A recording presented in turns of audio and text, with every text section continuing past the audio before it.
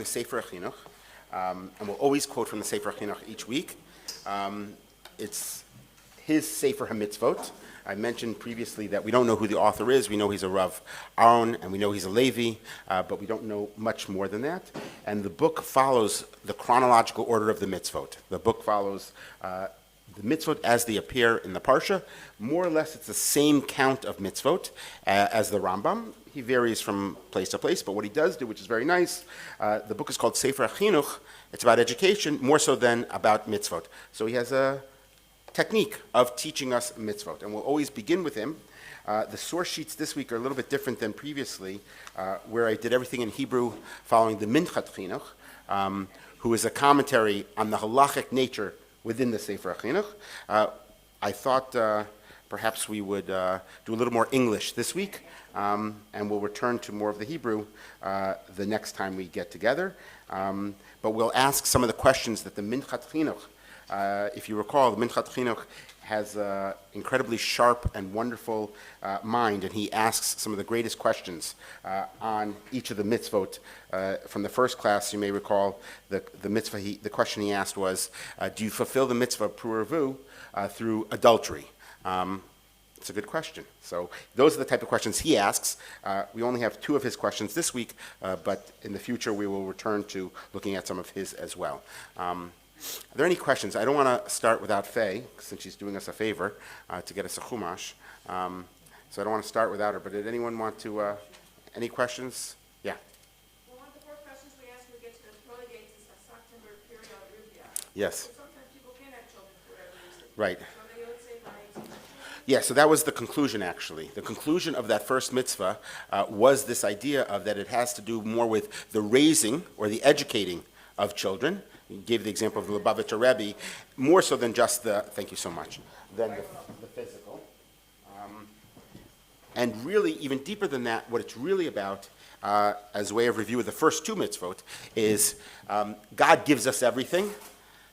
Adam is in the Garden of Eden, and really the first question he's asked is, are you prepared now to give that which I've given you to the next generation? And that's really what the mitzvah is about, as a preparation for all the mitzvot that are coming. That's part of the idea of the first 10 mitzvot, I'd like to argue, in the Sefer Chinuch, are foundational mitzvot, are mitzvot that we need to understand in order to understand the entire Torah. And the first one, of Pru'ervu, is really, are you prepared to give that which you have received? The second is Brit Milah, which is really about sacrifice.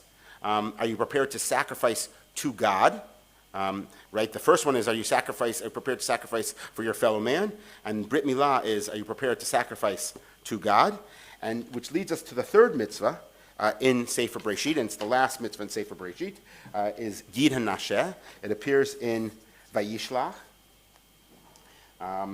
And this seems to come out of left field, if you think about it, because I'll come to 1 second. Gid HaNashe, which is you're not allowed to eat. Right, the sinew, what we call, I think, the sciatica nerve that starts up in the pelvis area and runs the length of one's leg, in animals as well, in the hindquarters, it seems a far more mundane mitzvah than either Brit Milah, which seems very foundational and covenantal, and Pru'ervu, which has the same sort of deep impact. But what we'll argue is Gid HaNashe is in the same way covenantal and also a foundational mitzvah, which we'll see in just a little bit. Yes? Interesting. Why does he not count that? Yeah. It's a good question. We should look into why he decides to count some mitzvot and not others as they first appear.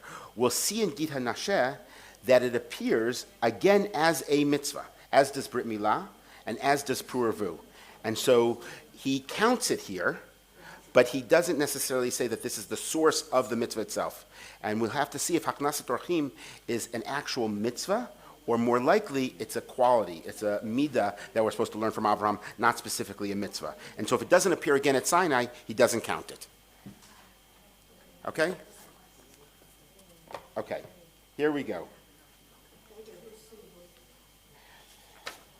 Okay, we're going to begin, as we do each time, with the Sefer HaChinuch itself.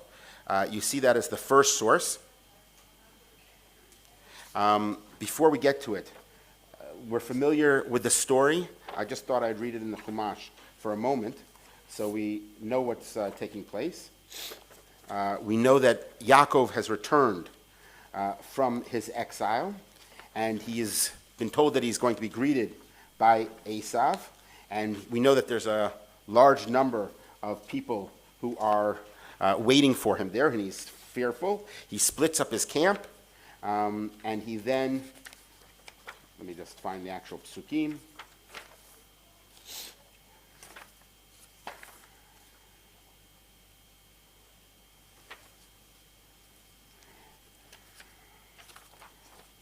He splits up his camp. He then is found alone, right, at night. It's dark. It says that he's approached by a man, and they begin to wrestle all throughout the night.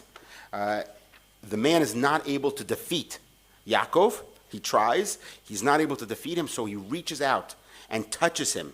And the word naga is the Hebrew. And Rav Hirsch tells us that whenever the word naga is used, it's a damaging touch. It's not a pleasant touch. It's a damaging touch.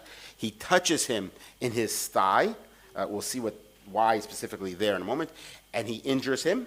We'll then see how the Sefer HaChinuch brings that down. Yaakov, the man, the ish, this is the language that's used. He says, "Let me go." And at this point in time, Yaakov says, "I will not let you go until you bless me." The man blesses him, and the name change takes place from Yaakov to Yisrael. Just not connected to Gid HaNashe, but there's a beautiful teaching by the Divrei Chaim, who is the Reb Chaim Halbertam, who is the from the Rebbe of Sanz. He says there's a problem we have here with regards to Yosef. When Yosef is looking for his brothers, he says he meets a ish. And what does Rashi, do you know what Rashi says there when he meets this ish looking for his brothers, and the man comes out to him and says, "What are you looking for? What are you mivakesh? What are you seeking?" And he said, "I'm looking for my brothers," and he gives him suggestion. So Rashi says there he's an angel, right? He's the angel Gabriel. So why here? What are the Rashi and others midrashic sources tell us? Who is this ish? An angel of Esav. So it's the exact opposite, right? We have a negative angel, or Sar, a prince, or we'll talk more about that as well, and a positive. So he says, how can you tell the difference when you come across the word ish? Is it a positive or a negative? So what was the ish in the case of Yosef? It was an ish who says, what are you looking for? You need some help? I'll help you out.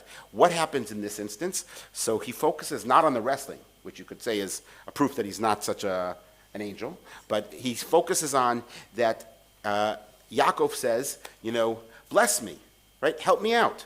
And what does the man say? Or what does this ish or this angel say? He says, no, I have to go. Morning is up, I have to go. And Rashi has an incredible comment there. And he quotes Midrashim. Any of you familiar with it? I want to know, why does he want a blessing from this angel? Yeah, it's a good question in and of itself. Well, we're going to talk about that. Rav Hirsch is going to give what Yaakov is really asking for in this blessing. So the man says, the ish says to him, according to the Midrashim, that this man is a holy individual. He says, it's Vatikin. The morning has come up. I have to go run, and I have to get to shul, and I have to be engaged with shir. I have to sing praises to God.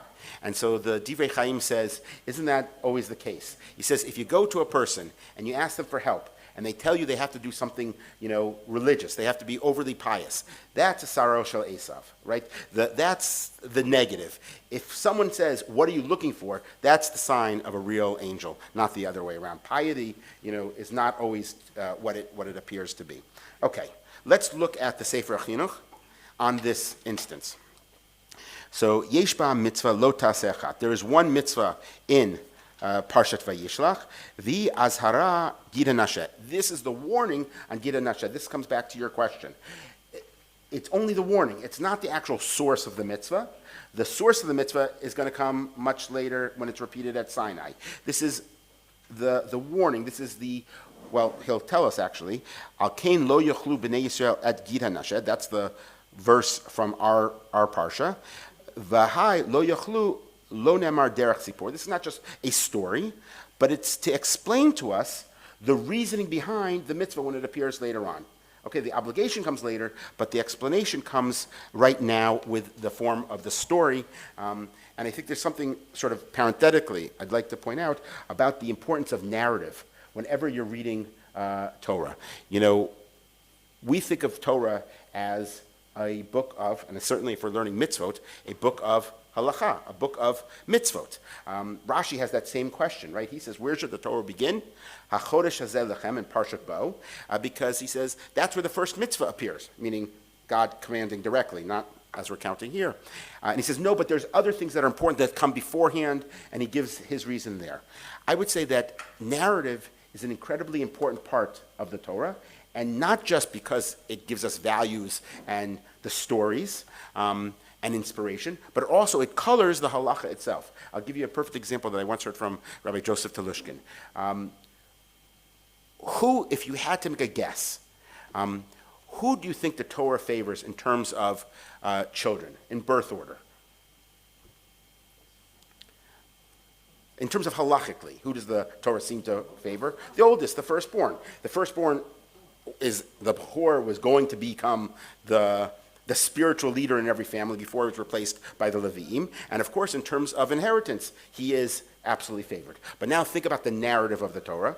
The narrative of the Torah is what number birth is Yitzchak compared to Ishmael, or Yaakov compared to Esav, or Moshe compared to Aaron, or Yosef or Yehuda compared to Ruvain, right?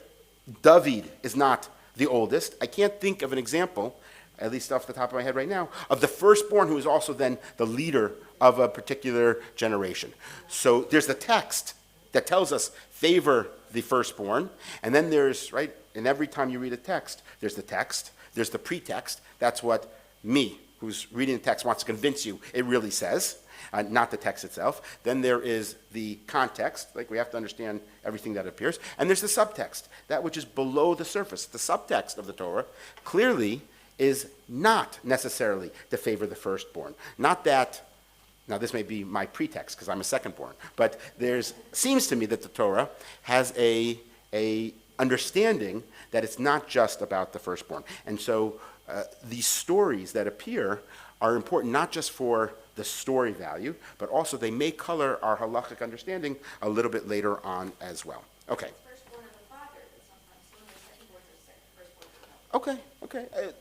All I'm saying is it's not as clear as the halachic literature within the Torah would suggest, once you include the narrative. I mean, we see this in a lot of instances. You see it with regards to slavery as well. The text says one thing, and then the subtext sort of pushes us in an entirely different direction. There's a lot. Rav Kook and the Rambam would argue the same thing with Karbanot. The text says one thing, and the subtext pushes us in another direction. And some say because the Torah has to be both eternal and timely. So it has to be timely for that generation, but it has to be eternal for subsequent generations. And so the narrative gives you that flexibility that the text alone does not provide. So that's as I've mentioned in times past, the Sefer Chinuch is very organized, as good educators should be. So the first, he gives us the source of the mitzvah, which is this verse. And then he tells us the roots, the reasoning behind the mitzvah. Misharshe mitzvah zo. What is the reasoning behind this mitzvah? And he refers, the one line that I left off from above, he refers to that which happens to our fathers, right? Ma'aseh avot, siman lebanim. That which happens to our forefathers has ramifications in our lives as well. The Torah is not just interesting, it actually is supposed to influence how we look at the world today. And so everything that happened to our forefathers also has an influence on us today. And you see that, Mesharshe mitzvah zo, one of the roots of this mitzvah, Kedei shetiyeh remez, that there is a hint to the Yisrael, she'af al pi, even though she'yispalu tzarot rabot, that we will suffer very difficult pains and sufferings and oppressions, begaliyut, in the exile, miyad ha'amim umiyad b'nei Esav, from the hands of other nations and the hands of Esav, sheyu betuchim shelo yovdu. We should be certain and we should have faith that we will not disappear. We will not be totally destroyed. Ela la'olam ya'amod, but we will always exist. And our seed will always exist. Zaram ushmam, and our name will always exist. Vayolehem goel, and there will become a redemption. By the way, he goes on to tell us, and you see this in the story itself. If you remember the continuation of the story, Yaakov fights. He is wounded, right? He can't walk. He's limping around.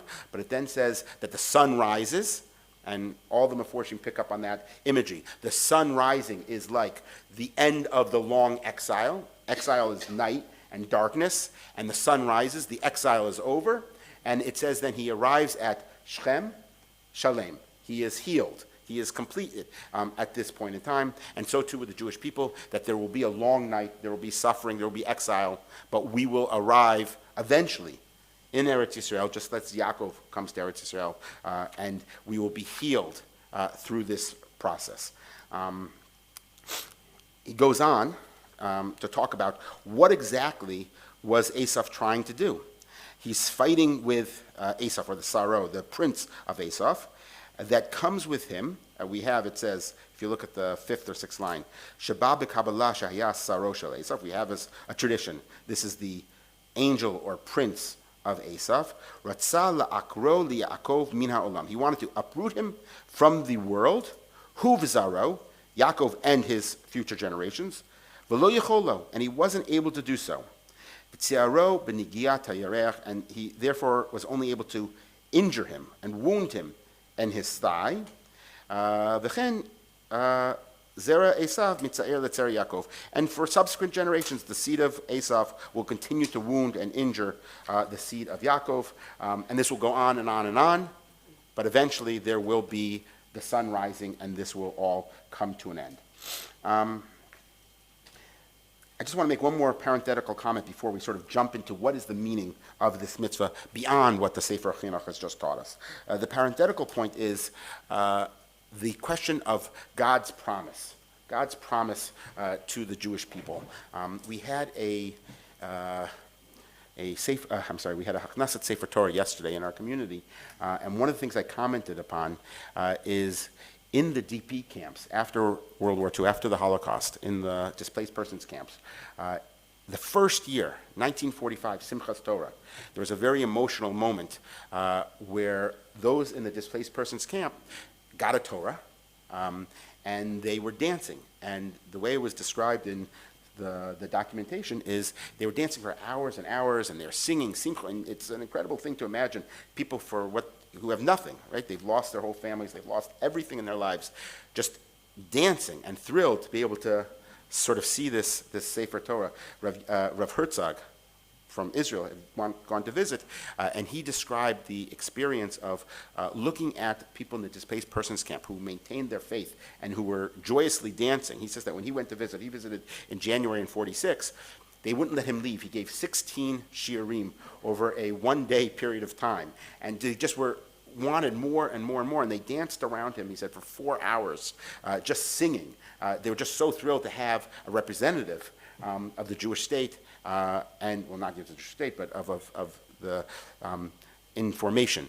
And in any event, there was a Rabbi Walensky who was holding in his hand, he had his talus over his hand during Simchas Torah, the first Simchat Torah, and he had his talus, and he's crying, and he's saying Hoshiana, and all these different things, and he was holding a Sefer Torah in one hand, and he's holding a young child in the other hand. And you hear him davening, and he's saying that this Sefer Torah is a remnant of the thousands of Sifrei Torah that were burned by the Nazis in the Shoah, and this child is a remnant of the 1 million+ children that were burned by the Nazis during the Shoah. And he turns to God and he says, let this remnant be the beginning of a new people, a new Torah, and let this Torah grow, and let this child and community grow. And indeed, of course, it happens. And God makes this promise to the Jewish people: no matter how much suffering we have, we are an eternal people, because we are in God's name, and so therefore, just as God is eternal, we too are eternal.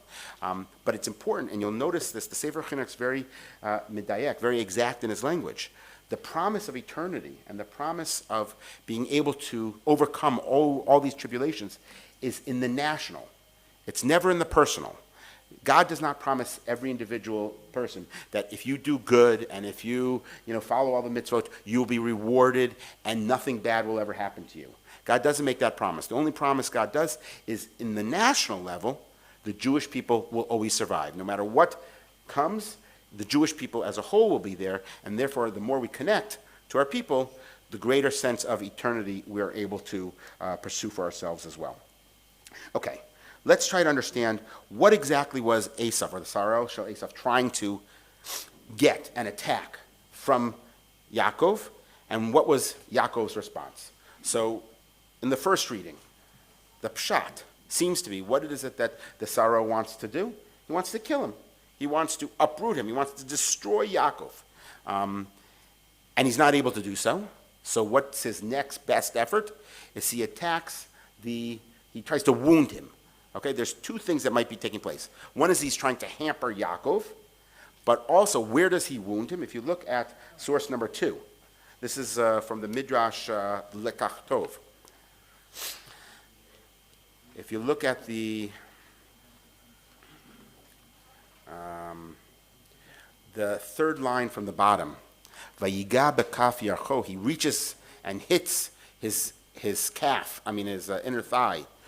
Zeh milah, right? This connects us back to the mitzvah we learned from last week. Right? The mitzvah we learned from last week about Brit Milah, that it's this covenantal mitzvah of, are we prepared to sacrifice? The milah is symbolic of the Akedah. So he tries to attack the Brit Milah.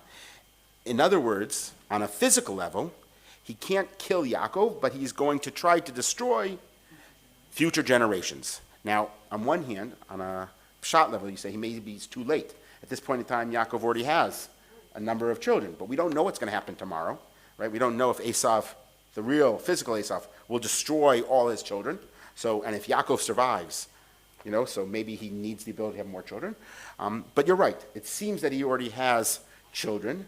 So the other possible way of explaining what, and this is an idea or a theme we're going to return to, is not just that he's trying to make sure that he couldn't have children, but he couldn't fulfill the concept of Brit Milah, meaning the values we spoke about last time, the values of sacrifice, the values of being prepared to serve God. And you see that right above in the line just before where it says he attacks the Brit Milah. What is it that Esav really wanted to try to do? It wasn't a physical attack. It was a spiritual attack. The third line from the top now. Umalchut Edom harasha, right, the wicked kingdom of Edom. Hem na'avikim im Yisrael, they fight with Israel. Kedei la'atotam miderech Hashem. The real motivation was not to attack Yaakov and kill him, was not to make sure that he couldn't physically have children, but to send him off the path of God, meaning to try to convince him that his service of God is not the right way. V'lo yecholo, and he wasn't able to do this. Once he wasn't able to attack him spiritually, so then he says, fine, at least let me make sure that I can destroy him physically. So we see here that there's a suggestion that there's a battle of values that are taking place. And that's one of the ideas we're going to turn to in just a moment. I want to also mention some other possible explanations. But before I do so, let me just ask two halachic questions. These are questions from the Minchas Chinuch. I didn't bring it this time, but these are the type of questions he asks. So the first question that I want to ask is, as a general rule, forget Gid HaNashe for a moment. Think about all the machlot asurot, all the prohibited foods we have. As a general rule, if the word in the Torah, lo yochlu or yochlu, that you should eat, in any of its forms, appears, that means you're not only not allowed to eat the item, you also can't receive any benefit from the item. So there's a machloket of what is benefit. The Rambam says it's benefit derech achila, right? You're not allowed to have the benefit of, let's say, I don't know, there's the enjoyment of eating food, and then there's the satiation of eating food. And so the Rambam would say, even if you don't like the food, if you saved money by serving the food, so you received a hana derech achila. But most of the other commentaries, most of the other sources say, hana is separate from connected to the food itself. What's the classic example of hana that you can get? Is that you can sell the food, right? You can't eat this because it's not kosher, so you can sell it to a non-Jew, you can give it as a present to a non-Jew. That's hana, that's, you've received some type of benefit. So the Rav Abahu in the Gemara says that whenever the word ochel is used in any of its forms, it's referring to the prohibition of not just eating, but also the prohibition of benefiting from it as well. You can't give it unless there's a verse in the Torah that makes an exception. What's the classic exception? With a treifa.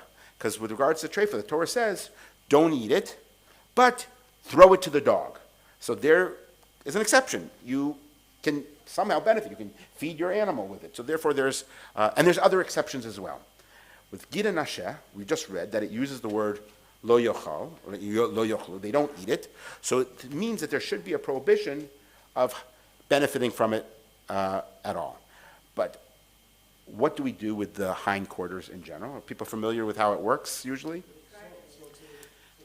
You sell it to, right, you sell it to the non-Jews. In Israel, and I've heard in some places, and in Europe, by the way, they sometimes try to do nikor. Nikor is the idea of taking off this triber, right, the Yiddish is triber, which is probably based on the Aramaic, which is similar of pulling off, tabor, of pulling off this vein or sinew, or, gid means a lot of different things, possibly, but it's obviously not muscle, and it's we usually translate in English the sinew, the vein, something like that.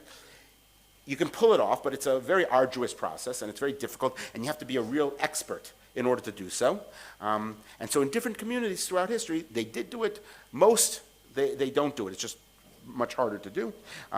So yes, exactly. They would cut the hindquarters, not even get involved, and sell it right away. So clearly there's a hana'ah that we are receiving. We're receiving the money. We're giving to the non-Jew. We're receiving a benefit for something that we shouldn't receive a benefit. And if you think about it symbolically, if the Sefer Chinuch is right, and the whole essence of this mitzvah is that we are going to be attacked in every generation by the Esav, the Bnei Esav, the non-Jewish world, why is the benefit we're allowed to receive is to give it or to sell it to the non-Jew? It seems somewhat problematic in that regard.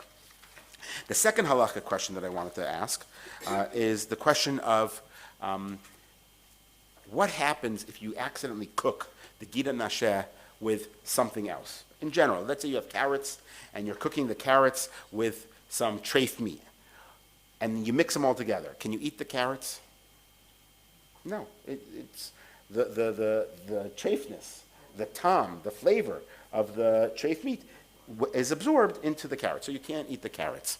However, we are told that there is no tam, there is no taste in the Gid HaNashe, and so therefore, if accidentally you cooked it, and let's say you're cooking with those same carrots, and the carrots absorbs it, nevertheless, the carrots are still kosher. And all the commentaries get very upset with this idea. They say, how can that possibly be? It's clearly that it's absorbed it, and the answer is, well, no, but there's no tam, and if there's no tam, that means it doesn't have an impact. And how can that be? Meaning that is the halacha, even though all the commentaries are very upset with this idea. How are we supposed to understand it in that regard? It's still, the gid is still inside the meat. Yeah, yes. It's a yeah. So the kosher meat, okay. No, but you can have the same instance of a non-kosher. I mean, then you have a separate issue, obviously. Right. But let's say you have a kosher meat, okay. And the gid is, in other words, it hasn't been dissected out. It hasn't been, And it's in the pot. or let's say you take it out and by accident you throw it into a pot. Oh, you're talking about just the gid, not the meat itself. Not the meat itself. Oh, you're saying because it will be canceled in the, It's gonna have the right. tom. The meat will have the tom, but the gid doesn't have the tom. Oh, okay, I can understand that. Yeah. But let's say you cook that, whole thing. The gid is still in there. Correct. And yet, if you now pull it out afterwards, you don't have a problem. That's right. But let's say you've cooked it. If you cooked it by itself or with the meat. Okay, let's take the more extreme case. Let's take the more extreme case. You take it out, and now you put it, and you're cooking it together. But the Gemara says, you can't eat that, but you can eat the other, the kosher, if you can separate it. Yeah. The Shulchan Aruch also passes like that? Yeah, actually, I haven't looked at the Shulchan Aruch, so I'll have to look at that. It seems to be that no one likes this as an idea, but it's, and so I don't know the practice, right? We don't have so much practice of what to do. But theoretically, it seems that no one can really object to it on principle. But on practice, that may be a different story. So I'll have to look at. I didn't see the Mishnah Berurah or Shulchan Aruch on this. Okay. To answer these two halacha questions, let's again look to what some other possibilities might be of what the battle is really taking place. So the Rashbam has, I think, the most radical position. Remember the text for a moment. Yaakov has split up his camp. He's taken his family back. And then it says, the text says, he's found all alone right? He's by himself, not even with his family. On the other side of the river, do you remember what Rashi says there? He's looking for some small little, right? Yeah, these small little vessels, and shows what a tzaddik he is because he cares even about these small things that he left behind. The Rashbam says, let's look at this realistically for a moment. There's going to be a big battle the next day. Yaakov is found on the other side. What do we know about Yaakov? When was the last time he confronted his brother? What did he do? He ran away. Is it so illogical, incomprehensible to imagine that Yaakov is ready to run away again? That he has come back and he realizes it's not going to be so easy coming back to Eretz Yisrael. There's going to be my brother and the challenges and everything else. He hasn't forgotten. I'm going again. And the Rashbam, it's a radical thing that he suggests. He says the Yaakov appears. He doesn't say he's going to, but it appears that he was thinking of running away from the battle, from Eretz Yisrael, maybe even from his family, and he didn't want to confront these challenges and these difficulties. God comes along and sends the Saro Shel Esav, and there's a two-pronged element to this battle that takes place. One is, it's a punishment. Yaakov, you think that you can run away? No more running away. You're going to become Yisrael. You're going to stand straight. The challenges are going to be there, and you're going to have to confront them. But more than that, he says, in addition to punishing you, I'm going to make it that you have to always stand and fight. How? You're not going to be able to run. You can't run away. And so now that I've wounded your leg, right, every time there's a great challenge, the only thing you can do is stand and face the challenges head on. You won't be able to run away anymore. There's another halachic concept that will come up much later. When we go to war, how are you supposed to confront the enemy? And the Rambam writes very clearly that you should always make sure to leave one way that the enemy can escape from. Because if you close all sides, what will happen? They will stand and fight, and they will fight to the death. And so when you have no other choice, you have to fight. And that's what he's saying to Yaakov. No more of the running. You have to stand and fight. And so you see something very interesting. From this weakness comes not necessarily a strength, but a need to be able to stand and at least courage. You have to fight as a result. And so that's the Rashbam, what he says is taking place. And Rav Hirsch picks up on this idea and expands it significantly and flips it almost. And I want to spend a little time on Rav Hirsch to make this point. Yaakov's life, he had to leave by choice Eretz Yisrael after 10 years he was leaving. It's like, want to leave Israel? Okay, you're going to leave Israel by choice. By choice. Okay. So if you look at the bottom of page 508, for those of you who have it, I'll read it in English for those of you who don't. The bold word is Gid HaNashe. Gid HaNashe would accordingly be the sinew of submission, of lack of resistance, accordingly not the anatomic but the historical description of the tendon. By tearing it, Jacob's opponent has taken away the power of the muscle of the hip attached to the bone to control the leg. This loss of control Jacob has suffered from his opponent. In that respect, he has become powerless and lacked resistance. The tendon is there, the muscle is there, the leg is there, but its use is hampered, but not forever. Now, I'm going to come back to this not forever part a little bit later, but I want to skip just for a moment to the last sentence in that line. But if the memory of this event, meaning the two lines up from the bottom, if the memory of this event is to be commemorated for all time, for the descendants of Jacob by the prohibition of eating the sinew, the intention can surely not be that all his descendants should remember that as a result of a wrestling contest, their ancestor limped. Just as little as the prohibition of chametz is to make us au fait for all time, the kind of bread which our forefathers ate at the exodus from Egypt, right? The point is not for us to remember a certain type of food, right? It's to remember something more significant. Both these facts in themselves are extremely little importance, so that they're being immortalized by a special law of God, it is only understandable if, as actually is the case, lessons which deeply affect our common mission in life are connected with them. Now, the next paragraph. Our sages too have this prohibition. Actually, I'm going to skip this paragraph for the sake of time. Let's go to the last paragraph on the page. After all this, I'm reading on the last paragraph. Yeah, left side now. After all this, the meaning of the prohibition cannot be doubted. The spirit of Esau will not be able to conquer Jacob, nor to throw him down throughout the whole fight against him during the long ages of darkness on earth, but will be able to hamstring him, to prevent him standing firmly on both feet. Without a firm stand and walk does Jacob go through history, and this lack of stability is a necessary factor ultimately to open Esau's eyes. Did Jacob stand like Esau at the head of his 400 warriors, the fact that he cannot be conquered would never show the finger of God in history. Therefore, the descendants of Jacob too must also be shown to be weak. And I cut off the rest of what Rav Hirsch writes, and I apologize. I have it over there, but I'll say it outside because you begin to see already where he's going. By showing weakness, the Jewish people are actually to show the greatness of God. Because if we are mighty, if we are strong, think about the story of Hanukkah, for example, right? How do we see the finger of God? It would be because the weak overcame the mighty, or the few overcame the many, right? It's only because of the weakness that we can then show God's hand in this world. I heard a story once that a soldier at West Point, where they study the great battles, throughout history, once complained to the teacher, who was a general, and says, why don't we ever teach, you would think this would be a great teaching, the 6-Day War. Right? That seems to be a great strategic, and the general's response was, we only teach strategy, we don't teach miracles.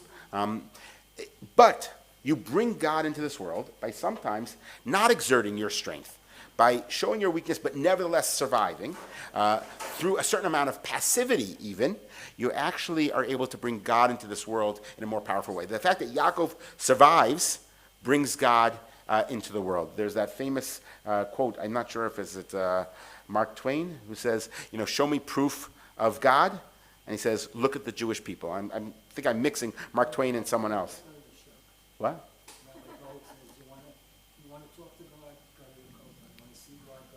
Oh, go to the shuk. Okay, so right, that there's a proof of seeing God by seeing the miracle, so to speak, of the Jewish people who were never strong, right? If you want to see how not strong we are, we're as old as the Chinese, right? That means, it's so sad if you think about it. That means if we didn't have all of the suffering and oppression throughout the years, in theory, we should have the same numbers of the Chinese. We once had Chinese guests at our house. It was very interesting. And they actually asked us, they said, I don't understand. You Jews, you're amazing. Everyone's heard of you, and you're such a small people. There's 60, 70 million of you. And how is it that you're able to accomplish so much? So I didn't want to correct him and say, Alavai, we had 60 or 70 million Jews. But nevertheless, for him, 60, 70 million was a drop in the bucket.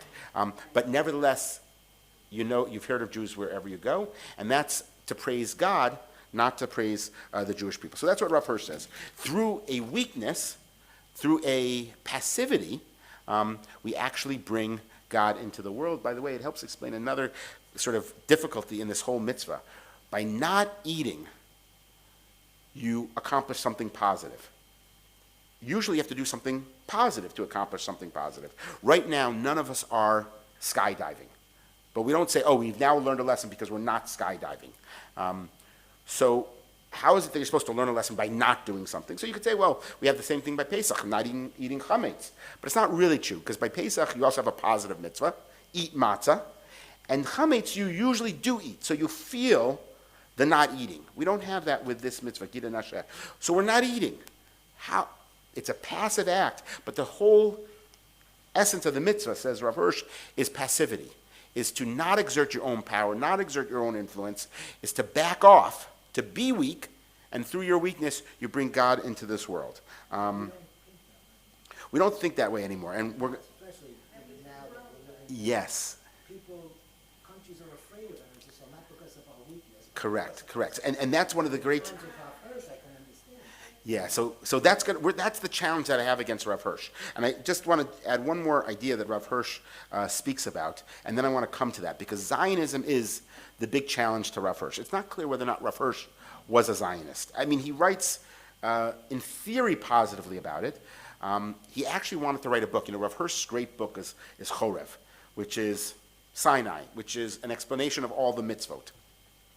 In his writings, in his introduction to Chorev, he says this is the first volume of a 2-volume set. He never writes the second volume. The second volume, anyone want to guess what the second volume was going to be called?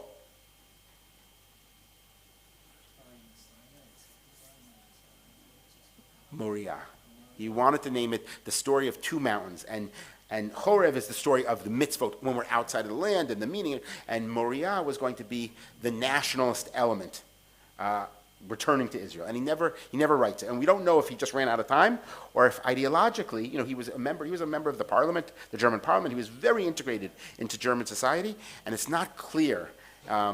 That's why Rav Hirsch is one of those few people that the modern Orthodox love and the Haredi love. Because the modern Orthodox, we look at Rav Hirsch and he says, brilliant, beautiful, wonderful. He's the modern Orthodox. And the Haredi say, or I shouldn't say Haredi, Satmar say, but Rav Hirsch, he didn't think we should return to Israel. Yeah, right. Well, I mean, you just gave the explanation for English understanding, that we're weak and we can't do a lot, and still know we're still here. The Greek Empire is gone, all of the empires are gone, and they're still here. Yeah. They're like cockroaches. I'll give you another analogy, and this just popped in my head right now. What was the question? She says that we're weak. She says maybe it explains anti-Semitism, that as weak as we are and we keep getting hit and hit, but we're still here. It's a very frustrating experience. This is an illusion many of you perhaps are not familiar with. But Rocky, do you remember Rocky? So the way Rocky wins, I think almost all his boxing matches when he's overmatched in the finals, is he just gets beat and beat and beat, and the guy who's beating him actually gets tired from beating him, and then he's able to knock him out. But it's an interesting technique, of how that works. I just want to add one point to Rav Hirsch's idea, and then turn to the challenge to Rav Hirsch. So, who is really the Sarah Shel Esav? What does he represent? So, a number of people have written, including a commentary on the Moreh Nevuchim, who says that in every people has their own genius. The Jews have their genius, let's call it monotheism, ethical monotheism, and the Egyptians have their genius, and the Bnei Esav have their genius. And in the language of the Bible, the way you would describe the genius of a people is as their gods. And so very often when it talks about us smashing their gods, it's not simply we're smashing actual physical avodah zarah, but we're challenging the values of that people. We have that a lot with the Egyptians. The gods of the Egyptians was not just their gods, but their geniuses. It's also, in biblical language, sometimes uses the prince. And so Saro Shel Esav could be not an angel of Esav, but the values that Esav represents. And if you think about that for a moment, Yaakov is wrestling or struggling with the values of Esav. And what are the values of Esav? So Esav is, says the Vilna Gaon, asui. He's totally made. He's totally, complete. He has everything. He has the strength. He has the material power. He has the material wealth. He's coming with this large army. And Yaakov, we know, is attracted to that. How do we know? Right, when he leaves Israel, what does he ask for God? I just need a little bit of bread, right? And I'll be fine, And what is his dream? His dream is the ladder, right, going angels up and down to heaven. What does he dream of when he's with Lavan? The stock market, right? That's what his dreams have changed. He's become a little bit more of a different type of person. He is, in a sense, I would say, tempted by that lifestyle. It's very hard for him to leave there, by the way, right? God has to say twice, Yaakov, it's time to come back. It's time to come back. Enough already. And it's not clear that he would have come back on his own without the impetus of God's command. And so Yaakov is wrestling as he's about to enter Eretz Yisrael. And speak to your friends who live outside of Israel, what they're struggling with, right? They're offered the great job in the law firm or the stock market, and they'll say, yeah, but coming to Israel, I have to give up certain things, and I don't know if I'm able to do that. Yaakov is the first one to struggle with that, I'd like to suggest. And he's tempted by what Esav represents. He's struggling with this whole idea, maybe it's good to have power, right? Maybe it's good to have this material strength and wealth. And that's what he's struggling with. And the battle's taking place. And Rav Hirsch says the victory is in that he eventually wins that struggle, and he's injured. He's always sort of thinking about that. It's always, maybe his weakness is not that he can't walk, but he says, I voluntarily have given up the great job. I voluntarily have given up this power, this path to success for spiritual purposes. Rav Hirsch says that's a good thing. But that's what the struggle, and that's what the pain that he's actually feeling. It's so interesting. The rabbis don't like Asaph, but if you read the text, what does Asaph do afterwards? He comes and he hugs his brother, and he says, "Come with me." And some of the Midrashim say, Asaph was genuine. He says, Yaakov, you and I can become partners. We can conquer the world. Imagine, with our strengths, our father, your kids, my family, our armies, we join them and we'll be incredibly successful together. And Yaakov is tempted by that. He's intrigued. Maybe that is the right path. And he struggles and he fights and he wins. But he's always a little bit wounded by turning it down. That's what Rav Hirsch says is going on. That he wins, he's successful, but he's always tempted by the allure of power, of strength, of the material, the physical world. Human. Now, as you said, so Rav Hirsch is incredibly powerful in that way. It's a spiritual argument he's making. But the challenge is, what do we do today? Eretz Yisrael. What brings it back? What brings him back? So he knows what's the right thing. He knows. See, I would say that I would read into Rav Hirsch, which is that he has the ability not only to reject the physical, but to infuse the spiritual with the physical. That's Yaakov's, the Jewish people's great strength, is that they can bring in the physical and the spiritual, and they can exist simultaneously. What Rav Hirsch says, he doesn't say that. Rav Hirsch says is this is a limited period of time. Everything that I've just said about the weakness, it's going to come back full circle. And I'll just look at two sources from Rav Hirsch, and then we'll offer the one more answer to the Yes. It's not a little point. When Yaakov asks the angel who he's fighting, he asks him his name. Oh, yes. He says, "What do you want to know my name for?" Yeah. I heard a very interesting comment to that, because just like you were saying, it's every single challenge that we face in Judaism, the communism. Oh, it doesn't matter what the name is. In other words, right, because my name is going to appear in many Different forms. Very I nice. thought that was, It's very. Okay, let's look at two things from Rav Hirsch that I think they're interesting.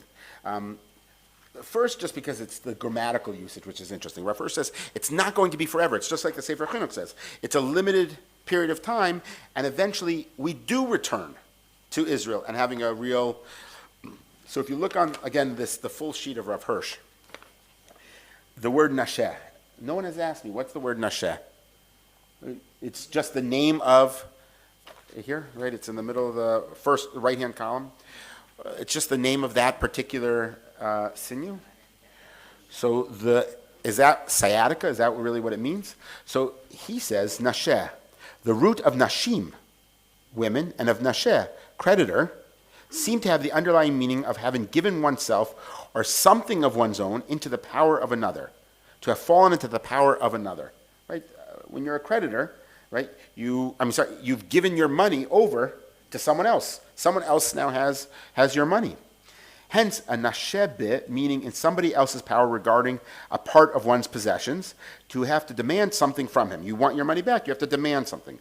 Transposed to the loss of some mental possession, nasheh does not mean so much as forgetting as giving up. The root of isha, woman, in the singular, is not nasheh. Right? You ever wonder about that? Right? It's ish and isha, but anashim and nashim. So why is that? So he says, in the singular is not nasheh, but ish. That's really the root of isha, because woman comes from man. And in her singular, as a singular, her relation to man is that of wife to husband, and she has not given over her power to the husband on a singular level. We have friends who sometimes talk about orthodoxy and women's rights in orthodoxy, and I always say, just ask my kids. At the time I had 3 girls. I says, ask them who's in charge. And my kids break out laughing. They're like, it's not even a question who's in charge. It's clear that my wife is in charge. So in the personal marriage and relationship between man and woman, there is no nature of this nashe, of giving over. However, Rav Hirsch says, and from the point of view of 21st century, it feels and appears one way, but from the 1800s, when Rav Hirsch wrote this is an incredibly, I think, radical idea.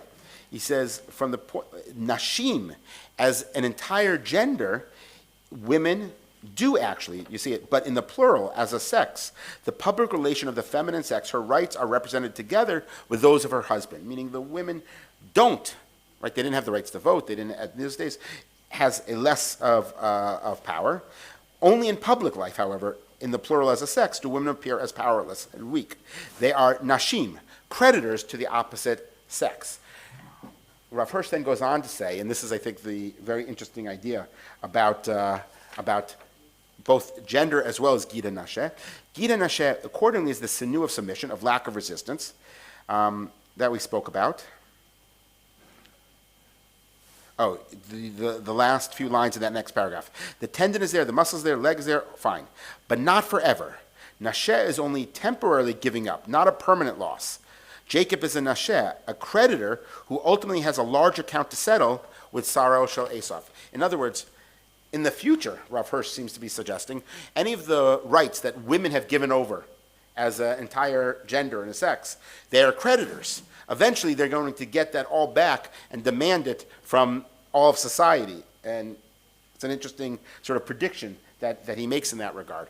But with regards to Gid HaNashe, what he's saying about Yaakov is Yaakov goes through all this struggling, but he's giving something over voluntarily, the submission, but eventually he is going to be paid back. And that is on the first page. This is actually Rav Hirsch's commentary from before. You asked earlier on about the question of the bracha. Why does he insist on having a bracha? So the last source there, literally, I shall not let you go until you bless me. And then he explains, Rav Hirsch explains, whenever the language, it means that, basically what we just said, that I need to get this blessing. 4 lines from the top, as long as it is night on earth, he seems to be, although indeed not the victor, still to be the stronger, to have the upper hand. But as soon as the day begins to dawn, the reverse takes place, right? This is the nashe element, and it is Jacob who imposes the conditions for the end of the fight, and the condition which Jacob sets for the fight to end.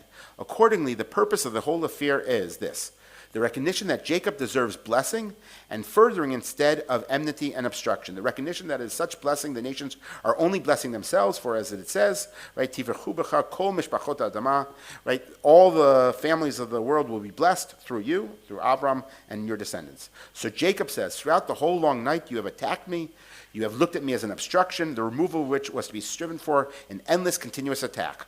Now that daylight has come, you give up the fight, but I will not do so until you have paid me my due by acknowledging me my blessing.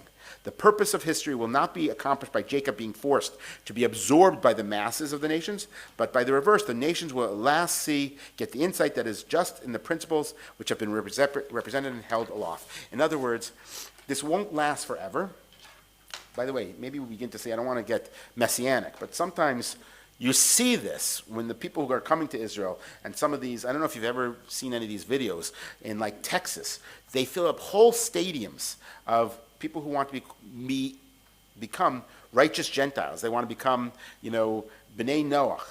70, 80,000 people who all take oaths to the Sanhedrin of the Jewish people, and there's representatives from the Sanhedrin here in Israel who go and visit them, and they want to be blessed. They want to be blessed because by blessing the Jewish people, they've come around to this recognition. So Rav Hirsch says the powerlessness, first of all, will come to an end, but it's also not a real powerlessness. It's bringing God into this world, and ultimately, it's also bringing respect for the Jewish people themselves, that only by being who you really are, not trying to, ingratiate yourselves with others, that's where real, genuine respect comes from. Just want to end then by sort of justifying the Zionist return to power, because that's what really Zionism, to a certain extent, is. The Jews can no longer be powerless and no longer can rely on others. And so perhaps Rav Hirsch could fit into this as well, because he says there will come a time, and maybe this is now part of his time. But even if he doesn't say that there will come a time, nevertheless, at least according to Sefer Chinuch, there is a value in the power itself, and it's the power of the sun shining and being healed. I just want to end with this interesting halachic debate. The pshat of the biblical story is that he's in exile, he suffers, but he returns, and the sun shines for him. You can see this in an interesting halachic debate. Should we rebuild the Beit HaMikdash? Now, everyone says, yes, yes, yes, of course. Or everyone, depends which everyone group you're in, say, no, no, no, absolutely not. Rav Soloveitchik was actually opposed to the idea of rebuilding the Beit HaMikdash based upon a Rambam. The Rambam says you can't build the Beit HaMikdash until the Mashiach comes. Why? Because we don't know all the rules of Karbanot. And the Mashiach comes, he'll explain to us the rules of Karbanot. What are, one example, Rav Bleich says, one example of what Rav Soloveitchik would be referring to, not knowing what to do. He says, Gid HaNashe. When you bring the Karbanot, are you supposed to leave the Gid HaNashe inside, or are you supposed to take the Gid HaNashe out? Now, why would that even be a question? It seems it should be the Gid HaNashe is to take it out. Why would it be different in the Beit HaMikdash? There's arguments. You know, the Abarbanel writes about a lot of mitzvot are suspended with regards to the Beit HaMikdash. Right? We have a fire on Shabbat in the Beit HaMikdash. We have Shatnez. We have idols. Right? The Kruvim. We have. So the Abarbanel says that's one of the. So maybe it could be that. But the truth is, the Gid HaNashe, no one thinks so why would you think that the Gid HaNashe maybe should stay in? Because the Rambam writes, with regards to Karban Pesach, you leave the Gid HaNashe in. When you bring the Karban Pesach in, you eat it with the Gid HaNashe. So maybe you're supposed to do that with all the Karbanot. Leave the Gid HaNashe in. He only writes it about the Karban Pesach. So why would we want to leave the Gid HaNashe in with Karban Pesach? So what I'd like to suggest is this debate that's going back and forth between power and not power, living in the real world, being submissive, being passive, being active, can be sort of summed up also with the Karban Pesach. We suffered in Egypt, but eventually we are redeemed and we come out and we become a people. And that is encapsulated, and the courage to allow that to take place is the Karban Pesach, of taking the gods of the Egyptians and sacrificing it and putting the blood on the doorposts, that it's encapsulated within the Karban Pesach, and therefore perhaps the same value is taking place with the Gid HaNashe. And that's why the Rambam says, you eat the Gid HaNashe when we have a Beit HaMikdash again, because the Gid HaNashe is God's promise of being redeemed from Egypt and being redeemed from this 2,000-year exile and returning to Israel. And so therefore you might, right, that's what Rav Soloveitchik wasn't sure about, that maybe we should eat the Gid HaNashe, but since we are not 100% sure, you do that. And I'll just end with the following story. In 1977, after the Entebbe raid, Entebbe. So there, 76, I know, but this is 1977.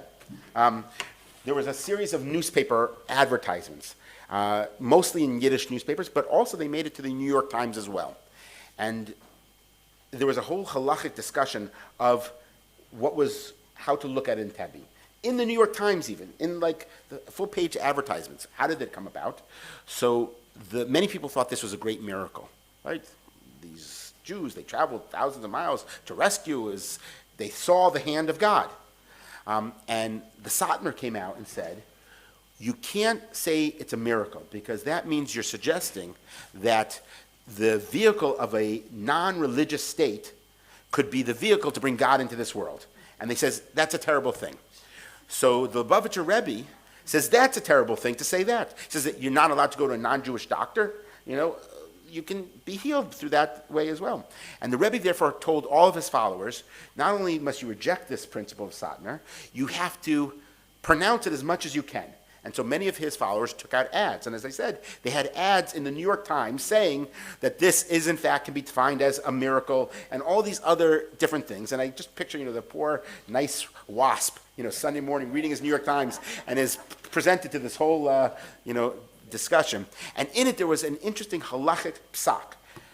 The psak was, because there's a nafkamina in how you hold by this. If you were one of the hostages rescued, and you return to Entebbe, and believe it or not, there was someone. In 1977, they asked the question, and this was included in the newspaper. He's going to do business, and he has to fly through Entebbe. Should he make the bracha of, right, a miracle? I'm in the place where a miracle was performed for me. And he asked the question, and he got these different answers. No, it's not a miracle. And the Rebbe Lubavitcher said, it is a miracle. And by the way, it became a more popular question because if you're a descendant of someone who was saved and in a miracle, you're also supposed to say, when you arrive at the same place where your parents or grandparents were saved, you should also make a bracha. So anyway, the Lubavitcher Rebbe Paskin there in the New York Times, that if he returns, this individual should in fact make a bracha, that it is a miracle, that the Jewish state, even with all the trappings of power and army and the like, and all these different things, nevertheless, you can bring God and recognition of God into the world through our behavior. And of course, that's the real challenge of the Gid HaNashe, and it's this challenge that Rav Hirsch gives us. It's sometimes easy to be pure by being passive. But the real challenge, and I think the real mission, is to be active and nevertheless still bring God into this world. Have a good Yom Kippur.